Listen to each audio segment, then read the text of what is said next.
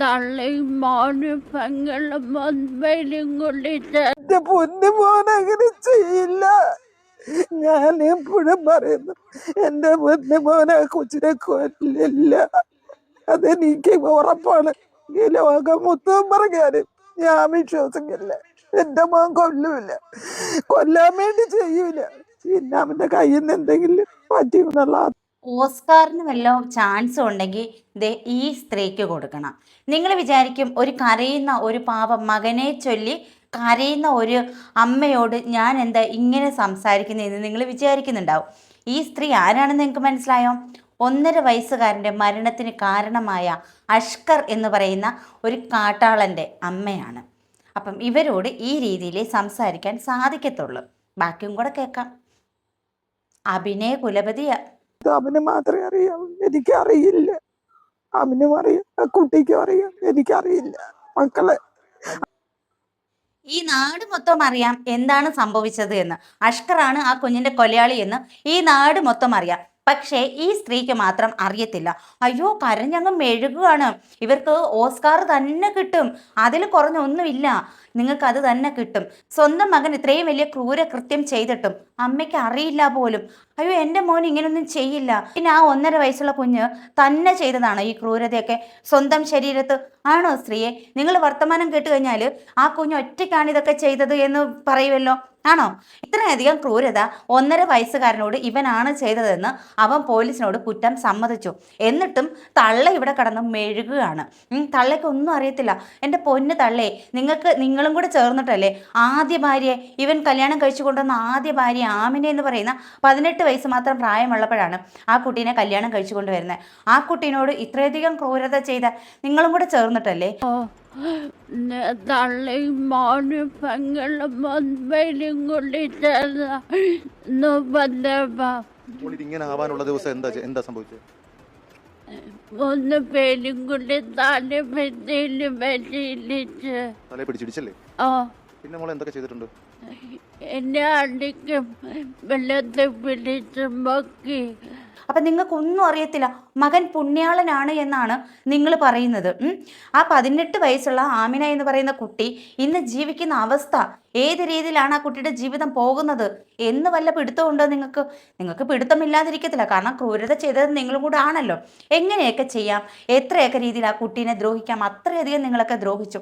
നിങ്ങളും നിങ്ങളുടെ മകളും നിങ്ങളുടെ മകനും കൂടി ചേർന്നിട്ടാണ് ആ കുട്ടിയോട് ക്രൂരത ചെയ്തത്.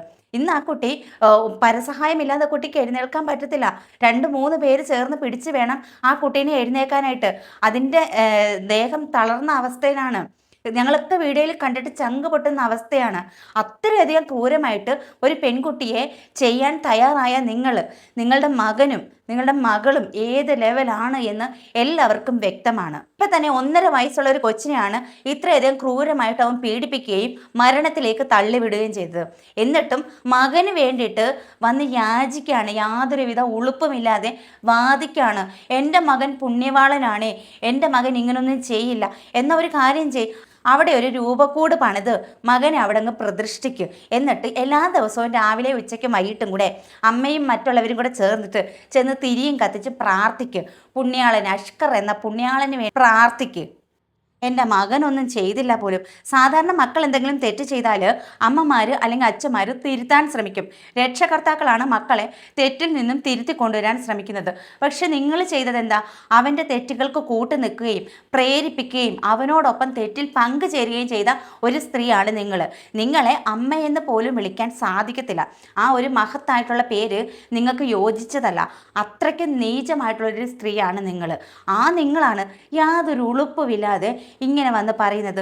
ആരോട്? കേരളക്കരയെ മൊത്തം തെറ്റിദ്ധരിപ്പിക്കാനാണ് നിങ്ങളുടെ പുറപ്പാടെങ്കിൽ വെറുതെയാ, നടക്കൂല. കാരണം നിങ്ങളുടെ മകനാണ് ഇതെല്ലാം ചെയ്തതെന്ന് അവൻ സമ്മതിച്ചു കഴിഞ്ഞു.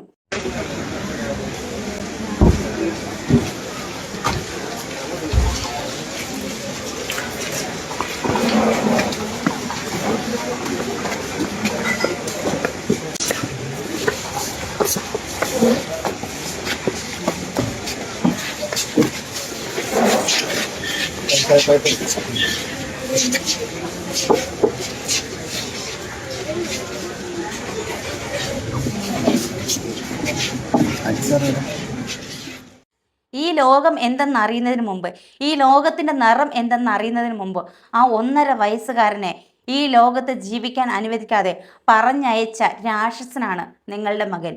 നിങ്ങളിപ്പോൾ കരഞ്ഞു മെഴുകുന്ന പോലെ പിച്ചോ മാന്തോ അടിക്കുകയൊന്നും അല്ല ചെയ്തത്. അവനാ ക്രൂരമായിട്ട് പീഡിപ്പിക്കുകയായിരുന്നു ചെയ്തത്. ഇത്രയുമൊക്കെ പുറത്ത് വന്ന തെളിവുകൾ, ഈ കുഞ്ഞിൻ്റെ മരണത്തോടു കൂടി ഇതൊക്കെ പുറത്ത് വന്ന തെളിവുകൾ, പുറത്തു വരാത്ത എത്രയോ ക്രൂരതകളുണ്ട് സ്ത്രീയെ. ആ ക്രൂരതകൾക്കൊക്കെ നിങ്ങളും കൂട്ടുനിന്നിട്ടുണ്ടാവാം. പുറം ലോകം അറിയാത്ത എത്രയോ ക്രൂരതകൾ ഉണ്ടാവാം. നിങ്ങൾ അത്ര ശുദ്ധിയായിട്ടുള്ളൊരു സ്ത്രീ ആയിരുന്നുവെങ്കിൽ ഇവനെ പോലീസ് അറസ്റ്റ് ചെയ്ത നിമിഷം തെളിവെടുപ്പിന് വരുന്നതിന് മുമ്പ് തന്നെ ആ വീട്ടിൽ ചെന്ന് ആ വീട്ടിലൊരു ശുദ്ധീകരണം നിങ്ങൾ നടത്തൂല. നിങ്ങളും നിങ്ങളുടെ മകളും കൂടി ചേർന്നിട്ടല്ലേ ആ വീട് പോയി കഴുകി വൃത്തിയാക്കിയതും അവിടെ ഉണ്ടായിരുന്ന ബാക്കി സാധനങ്ങളൊക്കെ തീയിട്ട് കത്തിച്ച് കളഞ്ഞതും. ആ കുഞ്ഞിൻ്റെ പ്ലാസ്റ്റർ പോലും അവിടെ ഉണ്ടായിരുന്നു കയ്യിലിട്ടിരുന്നത്. അതുപോലും തെളിവ് കിട്ടാതിരിക്കാൻ വേണ്ടി എല്ലാവിധ സാധനങ്ങളും കത്തിച്ച് കളഞ്ഞു നിങ്ങൾ. അപ്പം നിങ്ങൾ അവനെപ്പോലെ തന്നെ ഈ ഒരു ക്രൂരതയ്ക്ക് കൂട്ടാളിയാണ്. ഒരു പിഞ്ചു കുഞ്ഞ് മരിച്ചിട്ട് ഒരിറ്റ് കണ്ണുനീര് നിങ്ങളുടെ കണ്ണിൽ നിന്ന് വീണോ? ഞങ്ങളാരും കണ്ടില്ല, ഒരു മീഡിയയിലും വന്നിട്ടില്ല. നിങ്ങൾ ഇപ്പോൾ ആ ഒരു കാട്ടാളന് വേണ്ടി ഈ ഒരു മെഴുകൽ മാത്രമേ ഞങ്ങൾ കണ്ടിട്ടുള്ളൂ. ആ 1.5 വയസ്സുകാരന് വേണ്ടിയിട്ട് ഒരിറ്റ് കണ്ണുനീര് നിങ്ങൾ പൊഴിച്ചോ? അവന് വേണ്ടി പ്രാർത്ഥിച്ചോ? ഒന്നും നിങ്ങൾ ചെയ്തിട്ടില്ല. എങ്ങനെ സാധിക്കുന്നു ഒരു പിഞ്ചു കുഞ്ഞിനോട്? സ്വന്തം രക്തത്തിൽ പിറക്കണം എന്നൊന്നുമില്ല. ഒരു പിഞ്ചു കുഞ്ഞിനോട് ഈ വക ക്രൂരത ചെയ്യാനായിട്ട്, അതിന് കൂട്ടു നിൽക്കാനായിട്ട് എങ്ങനെ സാധിക്കുന്നു? ഒരിക്കൽ പോലും ഞങ്ങൾ ആരും ആ കുട്ടീനെ കണ്ടിട്ടില്ല. പക്ഷേ ഇന്ന് ഞങ്ങളിൽ ഒരാളാണ് ആ കുട്ടി ഈ ഒരു ലോകത്തോട് വിട പറഞ്ഞപ്പോൾ ഏറ്റവും അധികം ഈ കേരളക്കര വിലപിച്ചിട്ടുണ്ട്, ദുഃഖിതരായിട്ടുണ്ട്. സ്വന്തം മകനെ നഷ്ടപ്പെട്ട പോലെ, അല്ലെങ്കിൽ ഒരു കൊച്ചുമകനെ നഷ്ടപ്പെട്ട പോലെ. അങ്ങനെയാണ് ഇന്ന് പലർക്കും ആ കുട്ടിയുടെ വേർപാട്. പക്ഷേ നിങ്ങൾക്കറിയാമായിരുന്ന, നിങ്ങൾ കണ്ടിട്ടുള്ള ആ ഒരു കുഞ്ഞ് മരിച്ചിട്ട് ആ ഒരു കുഞ്ഞിൻ്റെ മരണത്തിന് കാരണക്കാരനായ കാട്ടാളനായ ആ ഒരു നികൃഷ്ട ജീവിക്ക് വേണ്ടിയിട്ട് ഇങ്ങനെ വന്ന് കരയാനായിട്ട് ഉളുപ്പ്, പുച്ഛം തോന്നുകയാണ് സ്ത്രീയെ. ഈ അമ്മ എന്ന് പറയുന്ന പരിശുദ്ധമായിട്ടുള്ള ആ ഒരു പേരിൽ നിങ്ങളും ഉണ്ടല്ലോ എന്നോർത്തിട്ട് പുച്ഛം തോന്നുകയാണ്. എനിക്ക് ബഹുമാനപ്പെട്ട നീതിപീഠത്തിനോട് പറയാനുള്ളത്, ഈ അഷ്കർ മാത്രമല്ല ഈ ഒരു കൊടും ക്രൂരതയ്ക്ക് കാരണക്കാരനായത്. ഈ സ്ത്രീയും ഇവരുടെ മകളും ഈ നെടുമങ്ങാട് പോലീസ് സ്റ്റേഷനിൽ ഇവനെതിരെ പലവട്ടം പരാതി നൽകിയിട്ടുണ്ട്. ആമിനയുടെ കുടുംബം ഇന്ന് പോലീസുകാർ ഭയങ്കര ആത്മാർത്ഥത സോഷ്യൽ മീഡിയയുടെ മുന്നിൽ കാണിക്കുന്നുണ്ടല്ലോ. ഈ വരുന്നു, അറസ്റ്റ് ചെയ്യുന്നു, പിടിച്ചുകൊണ്ട് പോകുന്നു, അങ്ങനെ പല കാര്യങ്ങളും. പക്ഷേ അന്ന് നിങ്ങൾ ആത്മാർത്ഥത കാണിച്ചിരുന്നുവെങ്കിൽ ഇന്നിവൻ്റെ ക്രൂരതയ്ക്ക് ഇരയാവില്ലായിരുന്നു ആ ഒരു കുഞ്ഞ്. അന്ന് ആമിനയുടെ കുടുംബം പലതവണ പരാതി നൽകിയിട്ടും ആമിന എന്ന് പറയുന്ന കുട്ടി ഇന്ന് ഈ അവസ്ഥയിൽ കഴിയുന്നത് കണ്ടിട്ടും നെടുമങ്ങാട്ട് പോലീസ് കണ്ണടച്ചിരുന്നു, നീതിപീഠം കണ്ണടച്ചിരുന്നു. അന്ന് ശരിയായ നീതി എടുത്തിരുന്നു എങ്കിൽ ഇന്ന് ഈ അഷ്കർ എന്ന് പറയുന്ന ക്രിമിനൽ ജയിലിനുള്ളിലായേനെ. ആ കുഞ്ഞ് ഇന്ന് ജീവനോടെ ഇരുന്നേനെ. ആ കുഞ്ഞിൻ്റെ ജീവൻ പോകില്ലായിരുന്നു.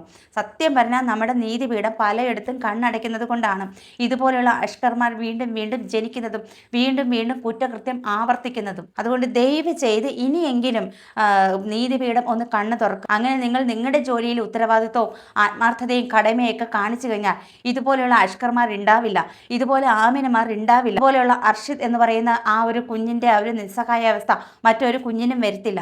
ദയവ് ചെയ്ത് ഇനിയെങ്കിലും നീതിപീഠം കണ്ണ് തുറക്കണം. ഈ ഒരു കരച്ചിൽ കണ്ടപ്പോൾ എനിക്ക് വീഡിയോ ചെയ്യാണ്ടിരിക്കാൻ പറ്റിയില്ല. കാരണം അത്രയ്ക്കും അഭിനയ കുലപതി ഇവർ സോഷ്യൽ മീഡിയയിൽ കിടന്ന് ആറാടുകയാണ്. ഈ ഒരു വീഡിയോ കുറിച്ചിട്ട് നിങ്ങളുടെ അഭിപ്രായം നിങ്ങൾ കമൻറ്റ് ചെയ്യുക. അതുപോലെ തന്നെ ലൈക്ക് ചെയ്യാനും ഷെയർ ചെയ്യാനും കൂട്ടത്തിൽ ഹൈപ്പ് ചെയ്യാനും കൂടി മറക്കരുത്. അപ്പോൾ മറ്റൊരു വിഷയമായിട്ട് വീണ്ടും കാണാം. ടാറ്റ.